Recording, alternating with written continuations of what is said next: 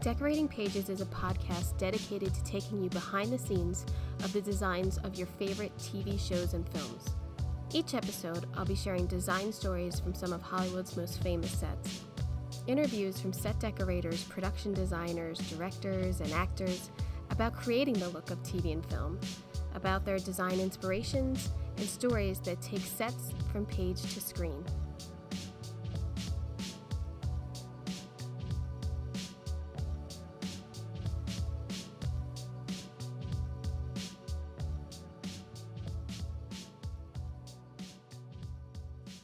Hello, and welcome to Decorating Pages podcast. I am your host, Kim Wanup.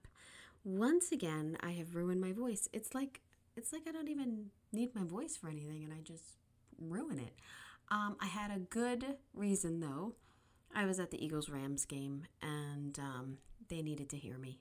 So I thought I'd hurry up and get this podcast in as soon as I got home from the game, because I know by tomorrow morning I will not have a voice, probably. But it was worth it. To see my birds win, totally worth it. It felt like a home game. There were so many Eagles fans there. It was insane and very exciting, and just glad that we won. So yay, go Birds. See you in the Super Bowl. Other than that, I think I'm going back to work soon. So I've really put a lot on my plate of stuff that I haven't gotten done lately, and just been doing that. You know, it's like, oh man, I should have gone to the dentist. Now I got to do that. I should have went to that doctor. I got to do that, and kids appointments and their dentist and all that good stuff. So getting ready to go back to work. I have such a beef to talk about, and I know if I go off on this rant, no one's going to be happy with me. But I have heard, and I do believe it's going to happen, and we all know this is going to happen. I'm going to be brief. We all know that we supported the writers, we support the actors, we want everyone to be treated fairly, and we want everyone to get paid for what they deserve and feel good about their jobs, okay? But where do you think they're going to squeeze it from? Us. That's where they're going to squeeze it from. They're going to squeeze it from creative, and I've already heard stories of departments and prep days and just cuts already to us. And it's so disheartening, because all we want to do is get back to work and start to create, and barriers are going to be put up because of finances. And hey man, I'm not putting up the money either, but I knew it. I knew it. So it's disappointing. It's just disappointing that I think it's going to happen a lot, that budgets are going to be slashed, mandate power is going to be slashed, and it's all going to be more pressure on, let's say, I don't know, a set decorator who's just trying to get the set dressed for the first day of shooting. So it's, yeah, that's all I'm going to say. How about that? I'm going to cut it at there. Let me remind you again that the International Design Week is coming up at the end of October, and there are phenomenal events that they are putting on. And you can check it all out at productiondesignweek.org. There's so many. I can't even go into it, like a lot. Just hop on one of them. They have a ton of classes about how to run your art department, and Jen Pascal is moderating a panel. I got to moderate a panel. It's awesome. So I can't encourage it enough. I might not even go back to work yet, because I need to be a part of everything in that week of International Production Design Week. So yeah, there is also a little voices that are starting to get heard and want to be heard, and I am one of them as part of the Hollywood set decorators. And we are now, I did not start this. A bunch of wonderful set decorators started up this hashtag empty without us, because you know how the costumers had naked without us. And if you go on Hollywood set decorators on either TikTok and I'm sure Instagram also, you can see beautiful set dressing of before and after pictures and how spaces would be empty without us. So I think Beth Wook, a set decorator, is one of them who has put this together, and I couldn't be prouder of everyone's work, and just to show what exactly we do to the public visually is important. So you can check that out. And what else? What am I watching? Oh, I got the Sister Wives. Oh my God. It's so good. It's so good. I can't take it. It's so good. I just watched tonight's episode. Oofa. I really want to start a podcast about Sister Wives. Would anyone hate me for that? I think you would. I don't think you're a Sister Wives crowd, but I want to talk about it. I talk about their decor on my TikTok, by the way. If you want to laugh, I really dive into these people's houses, which I know isn't fair, but yeah. Other than that, I am just going to give you a little tidbit, because I've been talking up my own, I'm putting out a production design film study podcast and videos, and in the last 2 weeks, I have watched War and Peace. Yes, 1968, War and Peace. It's 4 different movies. It's over 6 hours long, and I mean, I know I'm not spoiling it. It's triumphant. It's amazing. The production design in that film is amazing. I cannot wait for you to hear the discussion about it, but I thought, oh, War and Peace, I never read it in high school or college or anything. Yeah, I'll watch that one day. And boy, I will tell you, I am glad I did. It gives me such joy to see these phenomenal sets and camera work and lighting and costumes. Oh, amazing. Such amazing work. And it's so inspiring. And it makes me want to get back to work, to a fully staffed department and fully powered manpower days. That's what I would like. In this episode, I chat with production designer Brandon Tonner-Connolly about 2 of his recent projects: the critically acclaimed series Reservation Dogs and the very long-awaited sequel to one of the scariest movies ever made, The Exorcist Believer. Working for the past 3 seasons on Reservation Dogs, Brandon's sets captured the realism of indigenous teenagers in rural Oklahoma. We talk about location work, the respect of designing for this culture, and saying goodbye to a series that has been a part of his life. He gives us a couple hints about the design of The Exorcist Believer, which was released this past weekend, and taking on the design of this legendary film. It was super nice to talk to him. I have not met him before.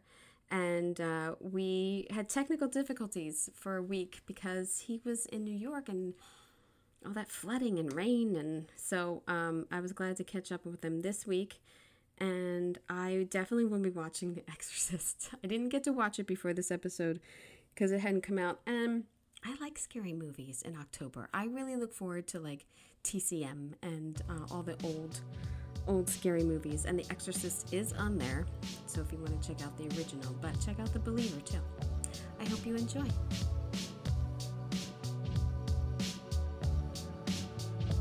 See some commercials and stuff for the rest of the year. There's maybe a quick indie feature that might be popping up in Atlanta, but overall I'm kind of committed to centering myself for the rest of the year, and then getting into things in January. So do you like location work?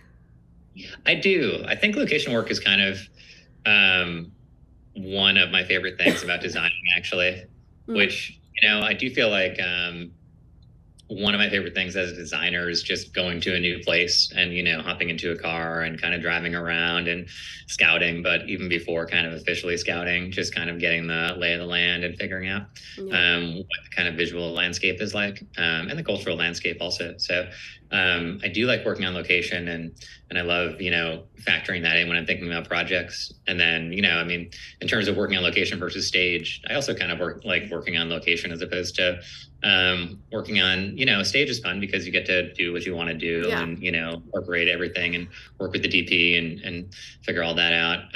But working on location is so much, so enjoyable also just because you get to actually interact with people who are outside of the sphere of like film and TV. And, you kind of have all these ideas that you might not necessarily otherwise have even thought of, when you're bumping into kind of real life and architecture and other things like that. And I think it kind of forces you to be creative as well, to disguise what you want to disguise, or to actually kind of add what you want to add to a location. So I'm a big fan of it. It's too, there's a layer that location work gives to your project too. I mean, we do that when we build the sets, but location work too, there's always like, oh, look at that weird, window over there that gave us this lighting opportunity, or this doorway that we have to, closed up, which now makes the room look much better. Something, it's like we're given these opportunities on locations that I think we all take advantage of, which is really nice.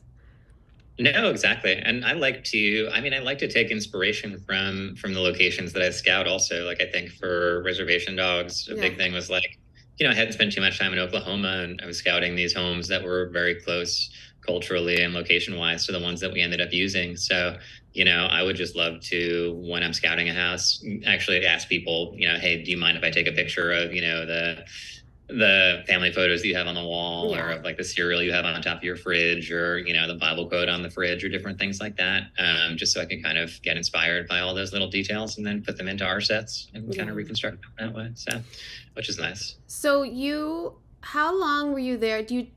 You were there for 3 seasons of this, correct? I mean, how long were you in Oklahoma?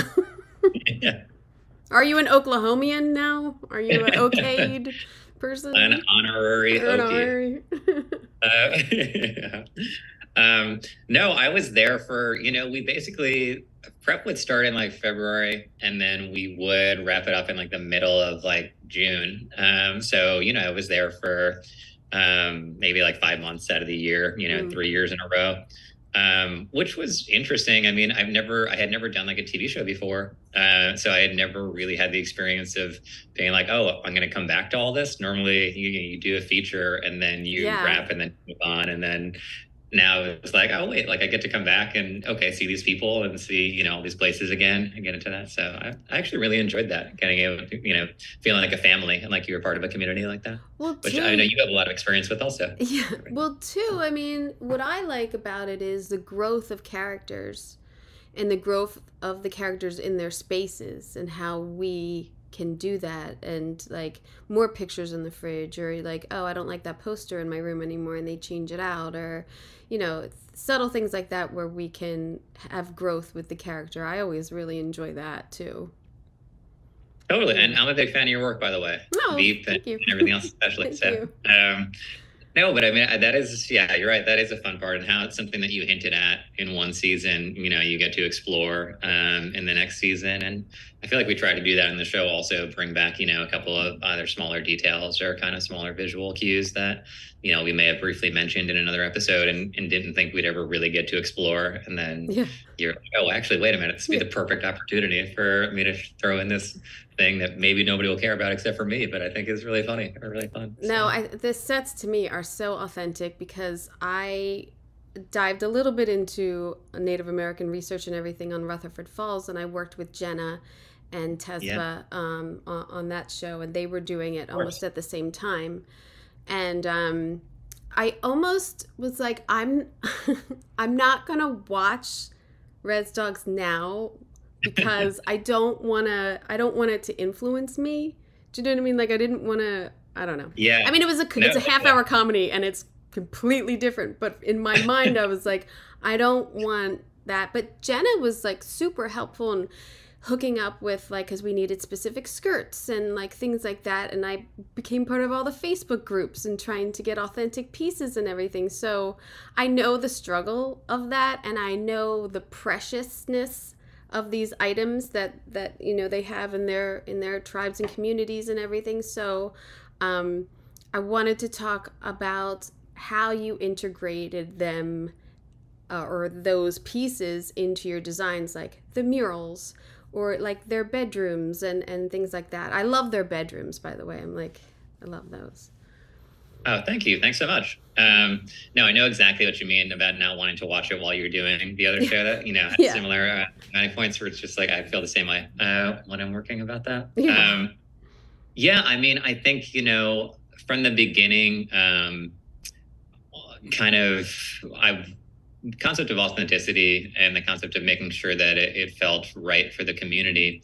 I'm a huge believer in that. And I read this quote by Lily Gladstone, actually, a couple weeks ago now, where she said, the work is better when you let the world inform the work. And I was like, yeah, I mean, that really summarizes some principles that I believe in. And from the beginning, I wanted the crew to be made up as many people from the community as possible, just to ensure that what we were doing kind of felt true.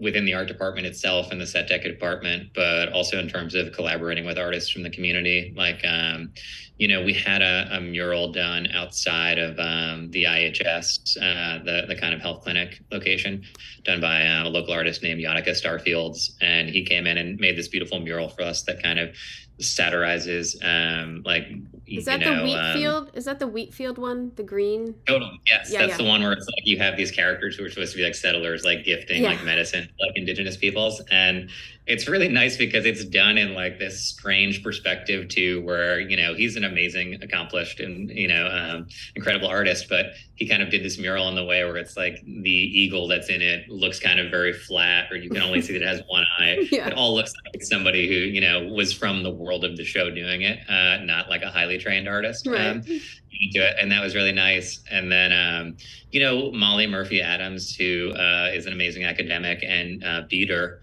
and bead artist, when it came time for us to use the beaded medallions and different things, like she was a big part of the show and came in and was able to help us out with that and kind of guide the way. And Johnny Daikon, who's a great artist, who's another kind of painter from that area, he came in and did this. I had a crazy idea based on something that I saw on a scout that was like, well, what if we added this buffalo mural to the conference room at the IHS or the break room? And, I thought it would just be kind of a very unsubtle idea. And he came in and made this incredibly subtle and incredibly kind of beautiful and moving, large scale mural piece that Laura Dannon sits in front of in an episode this third season. And so I think it was, just through kind of involving a lot of artists, both, outside the art department and within the art department, that kind of helped me maintain that sense of authenticity. And like you said, I mean, there are so many objects that are so kind of precious. And, I think working in Oklahoma, one of the challenges was there aren't really, prop houses, or there aren't really those kind of resources. But it's also kind of an asset because then, it's like, okay, it kind of forces you to actually, look into, renting things from people in the community or, sourcing things, a lot of Facebook Marketplace, a lot of, Craigslist, a lot of there wasn't anything I could rent because everything I rented a lot when we spoofed Yellowstone, but there wasn't anything I could rent that was correct for their tribe, correct for the period, correct in any way. So that to me was like, oh, I gotta know my shit here. I had to know all these tribes. Even though it was a made up tribe, it was still of these three, and it could only be from this area, and even just color placement on the beads and everything tells you where the tribes are, or the blankets and the symbolism and everything. So it's very intricate, and I appreciate so much how you and the decorators really, meticulously have a lot of detail in there to tell the story behind these people. I love it.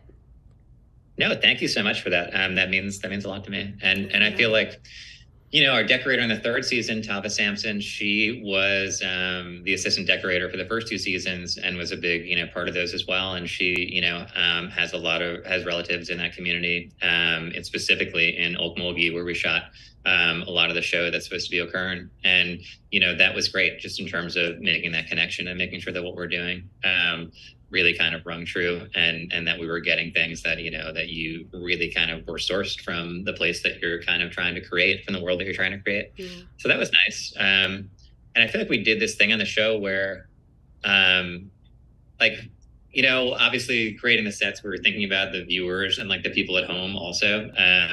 But just because everything was so intertwined, and because on the crew and the cast and everybody was kind of, it felt like such a community making the show. So specifically to that community, we were also kind of equally thinking about the people who would be there, like when we were shooting it. So like the crew from the community, or the cast, or the people down the block who might stop by to watch filming, which, everything was always kind of very open. So, I really wanted them to feel like the spaces were right, and that, they were kind of being affected by the choices that we were making in a positive way. So, I mean, to that end, like season 2, we did Mabel's house, which is Laura Dannon's grandmother's house. And that was like kind of a bottle episode all in, her house. And Mabel, her grandmother, is dying kind of on her deathbed. And so the community has really come together to kind of send her off. And the whole episode is going to be just Laura Dannon dealing with that, and also dealing with having so many people in the house, and, making sure that she's kind of being supportive and doing the right things. And so, I mean, just with that, we knew that, the mood had to be just right, both, what came across on screen, but also just for the performances as well, and for everybody who was kind of in the house. So we wanted to make sure that the objects that we had decorated it with kind of resonated with the cast and the crew, and especially Mabel's bedroom. Her bedroom is fantastic. I have a picture of it. I was like, oh my God, look, they got the like, I was like, oh yeah, the stickers and this. And like, I kept looking at it because I screenshot it, and then I found a good picture of it. And then I was like, oh yeah. And then the mismatch, and then there is a quilt on the bed, but it's not like, it doesn't stand out like she has a quilt, but like there's one there. It's very subtle. And I just was like, damn, this is good. This is really good, this bedroom. Oh, man. Thank you so much for saying that. No, that's, I think that room was really important just because of what was going to happen in it, obviously. And we... Did you paint that? Yeah. Painted the room. It's deep purple. It's a deep, deep purple, right? Yeah. Totally. Painted that. And, we kind of relied on a lot of... Well, it's funny, Tava was really instrumental in that, obviously. She kind of... it's funny, like the photo that you see in, well, I guess we had one thing on the wall that we called the board of hunks. That was like, basically like she had found it at her aunt's house, and her aunt lives around there. And it was like photos of like John Bon Jovi and like Marlon Brando. And like, so we were like, oh, this like actually exists. And it's like such a nice way to have like, in this somber scene and in this somber space, have like somewhat of like a little bit of like a goofy personality kind of indicator, and talk about the character a bit and what she might have been like when she was younger. And so we cleared that and put that there. And I mean, otherwise, we actually we asked the crew if there was anyone in their family who had passed that they wanted to honor, and we kind of received this original painting and artwork from Neosha Pendergraft, who's in the prop department, and her mother is an artist. And so she gave us a piece of her mother's who had passed away, and we put photos in there from Lauren Waters, who was in the casting department, and Tava's father. His like school photo is the one that's in like the lampshade, kind of like right next to her bed. So we kind of had to, we tried to include as many of those authentic details from people who were on the crew as possible, just to make it, emotionally viable. I looked at those pictures on the lampshade and I thought, fuck, that's good. But wouldn't they get really hot? Like, I started to analyze it as like, would I have, I don't know, they must have seen that in someone's house and did that, because to me, I'd be like, I'm not putting pictures on here because they'll get hot and burn or something. Like, I was drawn right to those pictures on the lampshade. I'll tell you that right now. No, I think you're totally right. And that's kind of, I think we actually had that conversation also. We were just like, wait a minute, like, is this like plausible? Like, is this? And then we're like, actually, no, like, we did see this in somebody's house. Yeah. Like, that works. Like, the research you get from going into people's house is fantastic. And someone who's lived there a long time, which I'm assuming when you went to locations there, people had lived a long time in these places. Did you build any of them, or are they all location? Because that's hard. No, sorry, what were you saying? Because that's hard. Like, if you didn't have any builds, like, what were your builds? The community? Yeah. It was all actually, so basically all of those home interiors are all on location, which is, kind of how they start off in the very beginning. Which is, I mean, on the one hand, it was great because, you get the feel for the space. And also, those houses are all part of, tribal housing. So it's housing that's subsidized by the tribe. And the layout is very similar, if not identical, through like all of the houses in the neighborhood. So I felt it was, it's nice to actually have that, and that, Yeah. okay, anybody who knows, what this layout is or who grew up in that house will kind of feel, okay, this is authentic. Like I feel at home in here. And, talking to some of the showrunner and a couple of the people that are like, yeah, like it's basically like, you go over to your friend's house and you know where the bathroom is because it's the same layout as like your home. So that was nice. But, on a practical level, it was, I mean, you know how it is. You're basically So kind tight. of, when you're on a stage, it's great. But when you're on location, it's like So tight. every single time you're moving in and out, you have to move the homeowner stuff out, dress everything, I feel then, so bad. restore it. I feel so bad sometimes. So that was just logistically. so that was just logistically a challenge over and over. But which, kind of strains your logistics otherwise, because you're like, again, if you're on a show and you have stage time, then you're kind of like, all right, that's our home base. Like we get that time off per episode. Exactly. Yeah. So, but, for us, it was always like, okay, so today's 3 locations, tomorrow's 3 locations, the next day, 2 locations. That's our home base. That's like our break. So it was, and then it was the last season, the 3rd season, we ended up doing a lot more construction and scenic work, and kind of ended up, still kind of doing things on location, but, building like Maximus's greenhouse, or, kind of completely redoing the interior of like an old hall for the dorm for the boarding school, or, all kinds of things like that. So, but almost interiors. What about Uncle Brownie's house? I love that pitch roof or walls, and then the headers, and I was like, maybe this is, but it looks right to outside, so I'm like, it's got to be a location. Yeah, exactly. No, it is a location. And, it's funny. We scouted around for a while for that, and then found that kind of A-frame cabin. And initially I was like, man, I wonder, and I, asked Mark, the DP, Mark Schwartzbard, who's amazing, the DP, and was such a friend to the art department, and also just such an amazing collaborator. He's really good. The show is emotionally lit really well with what he does. Yeah. No, definitely. And, just said like, okay, hey, are you going to think I'm crazy? If I take you to this place, are you going to like laugh at me? Or are you going to say, this is impossible to do this? And, no, he loved it. And we kind of went up there, and Sterling and everybody else, the showrunner and everybody else kind of loved it. And, kind of embraced the fact that, okay, it's an A-frame. So we're going to get this kind of different shape. At the same time, it's going to limit ourselves spatially, but we get also to look straight to the outside and get, that kind of natural light coming in that way, and get to be able to kind of see the world outside and do that. And something about it felt kind of very Uncle Brownie like, also almost like cave, or almost kind of like very kind of small, and and kind of dug in that way. So, and then we had so much wall space to play with also, in terms of like posters and different things too. So, you have tons of pictures and articles, and then that like giant like chief's head, which was amazing pieces. The decorator did a fantastic job. I love it. Yeah, the decorator that first season was Imogen Lee, who was amazing, and Tava was her assistant. And they completely kind of crushed that one, and had so many great details, like great family photos just culled from, Tava's family or from other people's family in the crew, and other things like that. So, just so many. And I mean, for me, I think I love VHS, and I love all those kind of like cultural kind of like objects. So whenever it's like we get the chance to like fill this out with like VHS and records and like other things like that, I'm like, yes, bring it on. Like, I like to stay there for like 3 hours after everyone leaves, like hand selected VHS tapes are like in the forefront and everything. So that was really fun. That was a really fun one to do. Do you shoot? Is this like 8 days? Is it like an 8-day shoot with like a day overlapping day, of course, as we all have become accustomed to? Yeah, well, I'll tell you, basically it was 4-day episodes. So we were shooting an episode in 4. I know, I don't want to startle you or anyone. You did. My jaw is dropped. Wait a minute. Did you block shoot?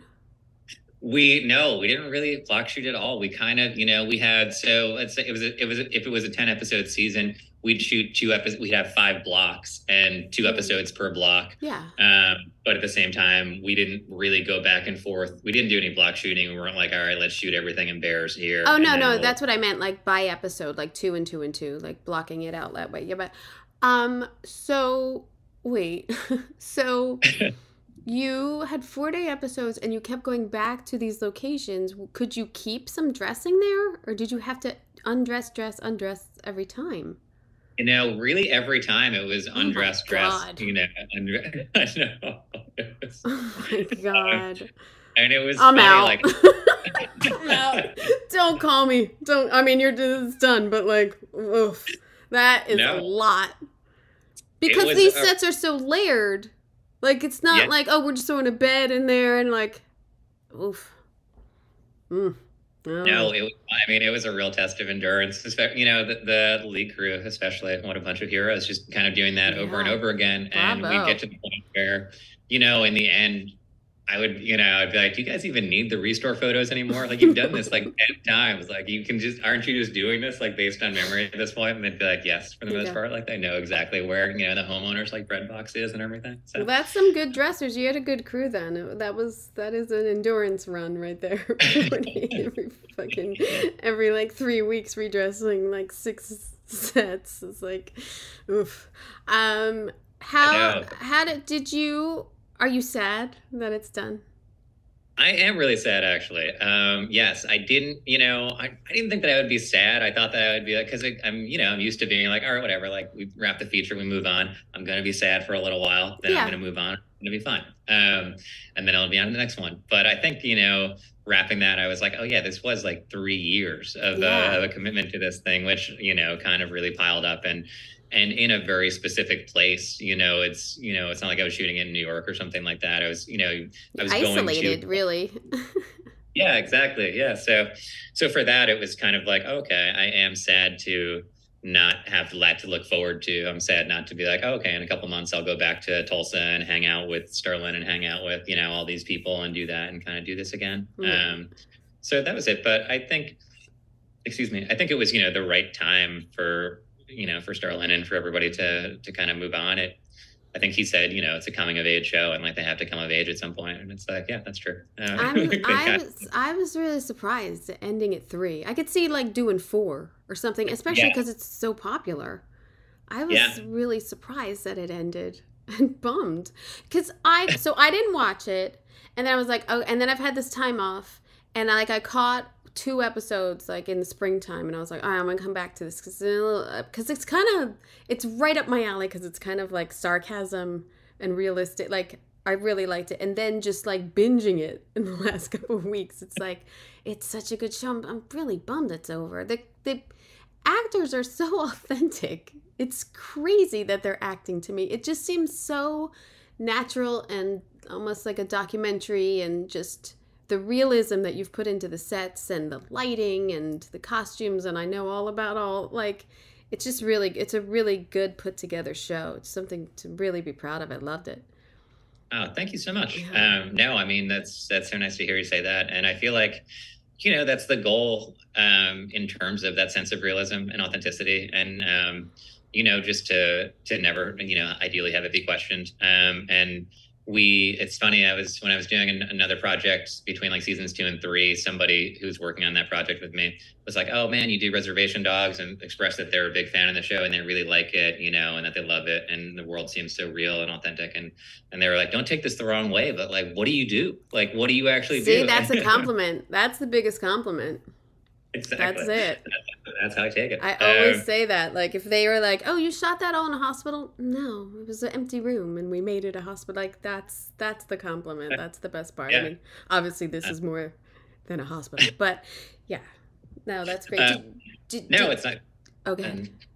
No, I was gonna say it's nice to see like everybody, like the actors, even like kind of grow from like the first season to like the third season. And like Deborah Jacobs, who plays Laura Dan, and like to have her go from, you know, the first season to like writing the second season, and the third season writing and directing an episode and everything. Awesome. It was cool to be able to work with her in that way. Really awesome. How I forget what I was gonna say.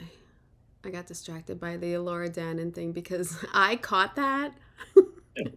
I caught that it was a Willow reference, and I actually had to look because I heard them say her name, and then I was like, that can't be a Laura Dannon from Willow. Like, I looked it up, and then I like saw somewhere on some like fan page about like the whole Willow connection and everything. Did you put any specific, was there written in to put Willow stuff in there or anything? No. Not really, no. I think that there was, it was never really written into adding those elements. I think we just, we tried to keep it subtle. Like we had Willow VHS in Brownie's house somewhere, like prominent. And I think for the second to last episode of the third season with Ethan Hawke, her father, we joked around, like, should we have like a Willow poster, like, or God, like some other, like a Ron Howard poster, like, or some other, kind of directed film poster in his house, and decided that it was kind of too much in the end. But there was always the temptation to kind of add those little Easter eggs. Do you look back? Do you have a favorite set that you did over the seasons? Yeah, I mean, it's tough. I mean, there were so many kind of favorites to get into. I mean, I think one thing was, okay, I'll pick one from like the earliest season and one from like the most recent season, if that's okay. Yeah. Probably, the first one that I really enjoyed, the first one that we actually made for the show after the pilot, when we got into it, was the IHS. And that was kind of really special because it was an environment that like, it was instantly recognizable to people from the community, yet I had never really seen something like that specific space on TV or kind of like in a movie. So we had the opportunity to really kind of create something a little bit new there. And, talking with each of the writers, they each had a story about spending a day like endlessly waiting at the IHS, and drew on that for the episode. And so we kind of wanted to, at the same time, we wanted it to be a warm space. People actually go there, to hang out and have coffee and talk and everything at the same time. And so we wanted to give people the feeling when they were watching it that it's like, okay, you want the viewer to feel kind of lost and tired and bored, but also kind of a little bit sort of warm and, communal in there. And so, we designed the color palette with these kind of, interesting, I thought kind of like non-traditional hospital or non-traditional kind of like clinic colors that still kind of faded into like a little bit of like a feeling of malaise at certain points. And then, we had these cheerful PSA graphics, which Sterling called uselessly optimistic, like these anti-diabetes posters that are all in the real spaces. And we had to create those and make that, funny enough, but also, identify that it's kind of a sad thing also at the same time. Just kind of like, balance that edge to it. And, IHS also, we had an opportunity, like I said before, to collaborate with Yatica to do the mural outside, and Johnny Dyke kind of do the mural inside. And Ben Brown, who's an artist and graphic designer from Oklahoma, also, he kind of created this Spirit Anatomy poster for us that's in the background of a scene. The first season where Spirit's actually in the exam room, and on the wall behind him, there's this poster that's Spirit Anatomy, and it's kind of like a human anatomy poster, but instead it's all the various, significant elements that make up his life force, all those different cultural objects and everything. I didn't see, I can picture that scene even, but I can't picture the poster. Damn, I gotta go back. No, it's pretty subtle. It's pretty subtle. It's kind of like on the wall behind him. And, Ben really did an amazing job with it, kind of as nobody else could have, or certainly as like nobody, from outside the community really could have nailed it. So that was a favorite set just because we got to collaborate with so many great people. And also, we got to kind of establish a new sort of space on screen in that one, which was nice. And then, I mean, I'm tempted to say the boarding school for the most recent season, but it's obviously such an emotionally heavy space. It was definitely the most construction and scenic work that we had kind of put into any set, for the 3 seasons. But I think, maybe Maximus's was kind of my favorite, just because Maximus is like, we shot it at the very beginning of season 3, and we really had to scale up to build the world of Maximus and his compound. And I got to scout a lot of different properties until I ended up seeing one with this decrepit house that was about to fall over, and then realized that could kind of tell a story where, he had lived in a house with his parents, and then after they had died, the place had kind of gone to disrepair. And when it was too bad, he moved into this trailer next door. And that seemed like it fit with kind of Sterling's conception of the character and everybody's conception of the character. And, so we were able to kind of build in that backstory to it. And then, we had to transform this derelict trailer interior, build a greenhouse with all these eggplants, build this stone walled tin roof shed for all of his. It's an intricate build. I mean, it's an intricate storyline that you had to weave through the set, I must say. Like, it's a lot. And that was really cool. What was fun about it too is that, okay, we have this property now. Like I had to find a place that gave us the opportunity to build all these different elements, and they have to be close because logistically we need to be able to move from thing to thing during the day when we're shooting. We're going to have 2 days to shoot all of this stuff here. But also aesthetically, it's got to seem like it's kind of spread out a little bit and they're not kind of right next to each other. So, just finding that space was great. And then, I mean, you're right. It was such an intricate world to kind of visually realize, which was what made it fun also. And, I think that property just offered us so many great things, like not only the house that looked like it was, perfect for our purposes or kind of just added another element to it. But also there was this one kind of gnarled tree that really sort of like had branches that kind of sunk down into the earth in front of it and had this natural kind of opening. And it just had this kind of mythological quality to it that I was like, oh, hopefully we can kind of incorporate this. And Tasba, the episode director, like loved it when we scouted it and wanted to incorporate that in as the, part of Maximus's route around his property. And I just thought that was really cool. I gave it this sort of almost storybook quality. Yeah, definitely. But also the whole set itself is like, it's kind of like the set itself is kind of like a magic trick because when Bear wakes up in it, you have to feel a little bit afraid and feel like, okay, he's kind of been kidnapped by this madman and he's in this girl trailer. But then later in the episode, you kind of have to feel like, oh, but it's actually this elder space and it's kind of warmer and more welcoming. And you can see Bear kind of like melting into it a little bit. And, we couldn't really change anything in the space midway through. So we just had to be like, okay, the broad strokes are going to be this, antique wallpaper that's really kind of vintage. And we're going to add this wood paneling that kind of makes it texturally a bit diverse. And, maybe also just gives like a visual imprint of the passage of time in there. And with all the newspaper all over the windows and everything else. And then at the same time, once we get into like the intimate character details, then it'll kind of tell the story of like, okay, this is a man who's a community elder who's living by himself. And this is what he, does every day in the kitchen. These are his like small idiosyncratic rituals that he kind of like only he knows about and then only he gets into. So it was really fun. It's a great set and it's a great piece of storytelling through the design of it. It's also a very, I think we have these sets in our careers that we think back to. And I have some of like, oh yeah, like when I did that makeup mirror for this and we did the postcards or blah, blah, blah, blah, like, or we did the drawer or I did the drawer with the president's letter. Like, like you get so into these details and the story that you're making up for these characters. It seems like that's going to be like definitely something to look back on and be like, oh, remember when I did that? Yeah, let's try to implement something like this. Like, so yeah. Yeah.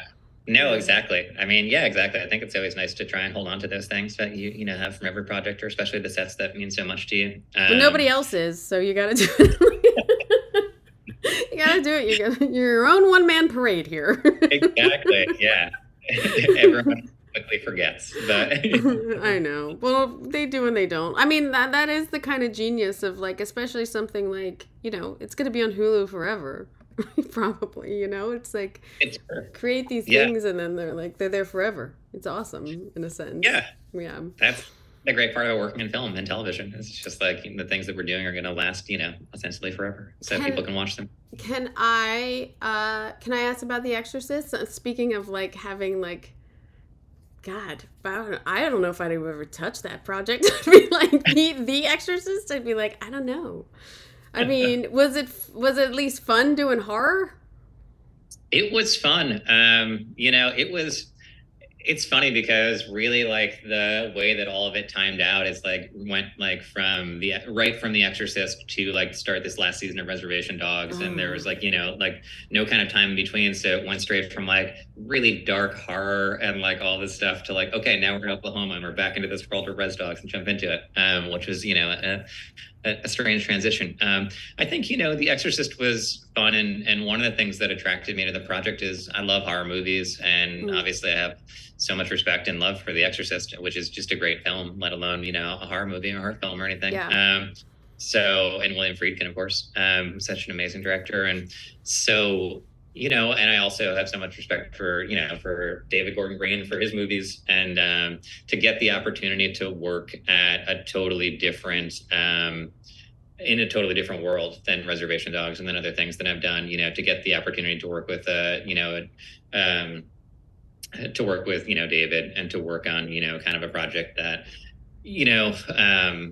references the original, but is also kind of very much in its own world. Yeah.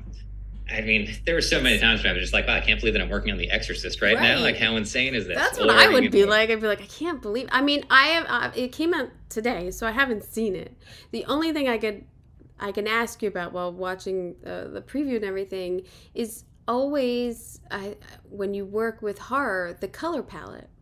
Because you're either gonna and working with the DP, so that's kind of the only thing I can. I don't know anything about sets or anything, but to me, it's always striking about like how do you keep this darkness, but it's gotta be realistic and light and it's a house. I don't know, like I don't know. Yeah, exactly. I think that was a conversation, Dave and I talked about that a lot, and Mike Simmons and I, the DP, kind of talked about that a lot, and the costume designer also, Liz Wolf, just talking about, okay, how do we make sure that it doesn't feel like a haunted house, or that it doesn't feel like, anything that's like a Disney version of any of this. Like, right. We want to make sure that it feels kind of grounded in the characters, and that it feels kind of, that there's a sense of reality to it there.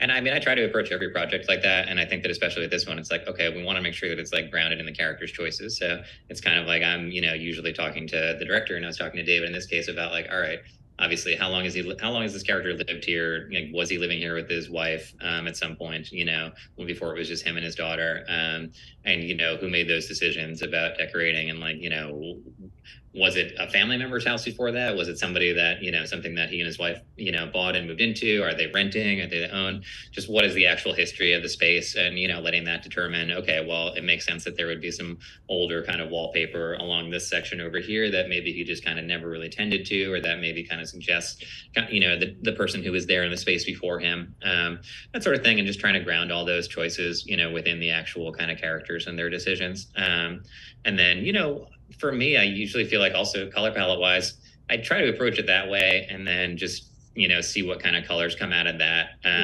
instead of looking at it and saying, okay, well, I feel like definitely like, red or something. I think I usually come like, okay, well, what are the decisions that would have been made here? And then, how does that conform to what we want to convey mood wise with the space? And then, what's the, the middle ground of that, or what actually makes sense for that? Which is, kind of how we went about it also, and wanted to make sure that there were a lot of visual layers in the house. And, about a third of the movie is in kind of the protagonist's house. So that was something that going into it, I knew was going to be, that's our gigantic build. There's that. And then there's also, I don't want to give too much away, but there is kind of like there's a natural disaster.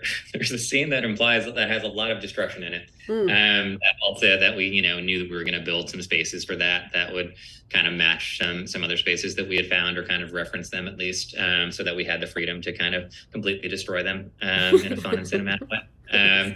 And so, going into it with that, that was kind of I knew those were going to be like the primary kind of, stage-based challenges. And the other stuff, the location-based stuff, was going to be, okay, how do we build the world of this community? It's set in a fictional town in Georgia. So, that was my other major priority, is like, okay, scouting around for these things. It's like, even if it's not in the script, what locations can I show the director? Can I show David that, might help him like visualize the world and build the world? And if they end up in there, great. And if not, then okay, at least, we can kind of all have this common, space in our head, or this common universe in our head that we can. Did you shoot in Georgia? We did. We shot in Atlanta. Nice. And we went to Athens to shoot some second unit stuff that was like a little bit of like some more like small town establishing, since the town in the movie is supposed to be, a little bit kind of definitely smaller than Atlanta, and, smaller than a lot of kind of cities in Georgia. So, and that was kind of the fun part also in the beginning, is just like, all right, so our town, I just made a document that was just like, here are like 10 different cities across the South, like ranging from like large city to like basically small town. And like, David, here are like images of each of them, and here's like the population, and here's what the police car looks like in each of them, here's what these things look like. So like, which of these do we think that our story is kind of situated in, or like, where do we want to be like on this map? And then kind of straddled it that way, and kind of started to get a sense of what we were kind of looking at story wise for the characters to get into it.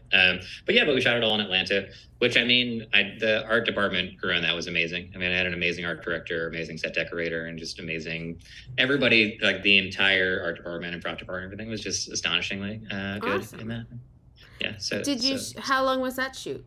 Like 3 months, 2 months? I want to say it was 3 months, but it actually ended up being closer to like 8 months, I think. It's like, Okay. I got there in August and started scouting, and then got there August, September, October, November, December, and then January, February, and even into like March a little bit. So it was really about 7 and change. Turned out, we shot a lot of it in Atlanta and then went to the Dominican Republic and shot a bunch there, using the DR for Haiti. And that was really fun. Wow, and also just a really, amazing opportunity to be able to work there as well, with another top-notch art department that we kind of recruited from the Dominican Republic. That's great. But yeah, it ended up being closer to 7.5 months, rather than the 3 or 4 months that we initially thought it was going to be. So that's either a nightmare or it's awesome. I've been on shows when I'm like, I just want it to end. I just want, please don't add another day, don't add another scene, please. But yeah, so I hope it was good. I hope it was a good longer shoot. That's why it was crucial that I say the art department was so great, because it was just like, we got deeper into it. It was like, okay, cool, we're all just here for each other. And also, like, I actually enjoy being around these people, and hopefully they enjoy being around me for the most part. And so it was kind of like, all right, here we go. And we thought we were going to be done here, but in fact, no, we've got another month. And then, all right, we thought we were going to be done here, and no, we've got another month. So everybody just kind of charged forward the entire time. I don't know. I feel like the ADs lied to you or something. I don't know what your one-liner was, but that doesn't seem. It seems like someone was keeping secrets. That's a hell of a swing. But it looks, hey, it's The Exorcist. Do what you gotta do, man. Whatever you gotta do. Exactly. I feel like there were things that came up that were just like, some things were COVID related, some things were cast related, some things were just like all kinds of logistics related that just, but yes, I was probably lied to. Certainly not in the beginning, but at certain junctures after that. Well, thank you so much, and thank you for rescheduling, and I'm glad that we got it together, because it was just fantastic to talk to you and let you know how much I appreciate that work. It's a fantastic series. No, thank you so much, and thank you for taking the time to talk to me. I appreciate it. And I'm a fan of your show, and I was a fan of a couple of recent episodes I've listened to, and Shane Fox especially. I thought that was a great. Yeah, she's great. She's great. So I love that show too. God, I love that show. Really fantastic to get to chat with him. He seems like such a really nice guy. And 3 years in Oklahoma, going back and forth to all of those locations and dressing and undressing. I am telling you, it's hard to do. I'm telling you, it's hard. I remember on Parks, going back to April and Andy so many times, like, and I don't know. It's part of the job, and I love it. But it is a lot of, like, the resetting of sets, and not everything's always quite the same, or maybe something got lost or broken, and that things like that happen. So it's always hard to go in and out of location. So I respect that a lot, and just really nice to connect with him. And hopefully The Exorcist isn't too scary and I can get through it, because I can't. But I am interested to see, I think it's like 2 kids, which how I feel about kids and death and stuff. So hopefully they're okay at the end. But again, I'm really, if you don't watch Reservation Dogs, at least check it out for the design, man. It's like watching a documentary. They really captured a lot of nuances of teenagers and living, reservation life, and just really fantastic. I really enjoyed their work. So I don't know what I got coming up. What do I have coming up? I forget. I don't know. I'm tired. The Eagles won. That's all I care about. I hope you got an earful. I'm Kim One Up for Decorating Pages.